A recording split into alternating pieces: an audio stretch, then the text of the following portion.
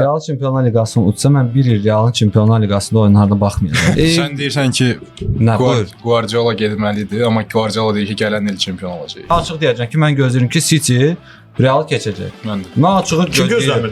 Və ən çox arzum bir səndə idi. Öz meydançanızda heç olsun. Orada bir 2-1, 3-2 olsun ki, bir ayıb olmasın da Sebastian baxanda bir deyək ki, uduzluq da oyunda gətirmədi. Hə, heç olmasa nəsə bir görsətdi. Amma Peter üçün mən start niyyət oyunçusu kimi görürəm və Kroos'u və Modric'i ən azı futbol bacarıqları üzrə əvəz edə biləcək bir şəxs kimi görürəm gələcəkdə. Yaxşı mübarizə aparır, topa axıra kimi gedir, pasları görməyi, boylanır, hər şey. Arda'nın heyətdən çıxarılıb da içində Jude Bellingham'ı salması heyətə biz ötürmədə itirmirik.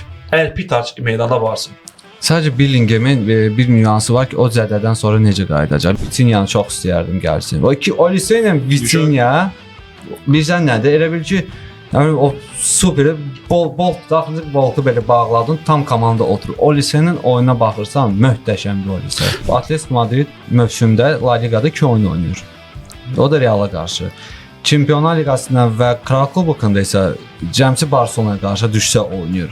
Orada elə bölüblər də, uşaqlar elə bölüb. Məsələn, belə bir oyunda əgər saysaq ki, Atletico Madrid 14 fol edib və 4 sarı alıb, Real 2 fol edib, 1 sarı, 1 qırmızı alıb. Bu normal bir şeydir. Real Liga çərçivəsində zor söhbətdir. Və burada bir sual doğrudan bir tərəf odur ki, Simeone o qədər əmin idi ki, Atletico Madrid qırmızı almayacaq ki, sarı alan oyunçuları əvəz etmədi.